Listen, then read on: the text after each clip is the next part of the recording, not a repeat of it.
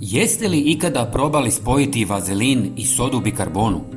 Iako možda zvuči neobično, ova mješavina daje iznenađujuće rezultate. Za početak, potrebna vam je manja zdjelica u koju ćete dodati vazelin. Iako se može koristiti vazelin iz kutije, onaj u tubi je praktičniji za rukovanje. U ovom videu koristimo otprilike 1 žlicu vazelina. Nakon toga dodajte 1 žlicu sode bikarbone i sve dobro miješajte nekoliko minuta.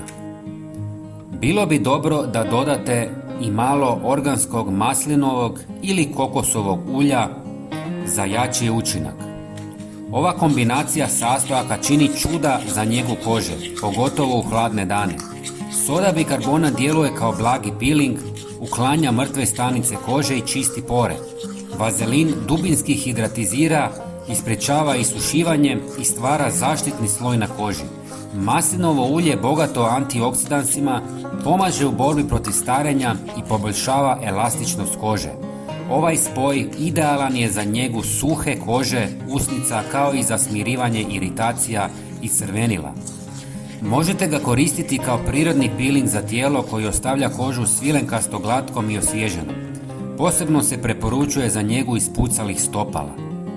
Nanesite smjesu na kožu kružnim pokretima i masirajte. Koristite 2 do 3 puta tjedno kako biste uživali u mekoj obnovljenoj koži uz mladolik izgled koji oduševljava. Pratite nas za još korisnih savjeta i pogledajte i naš sljedeći video na ekranu.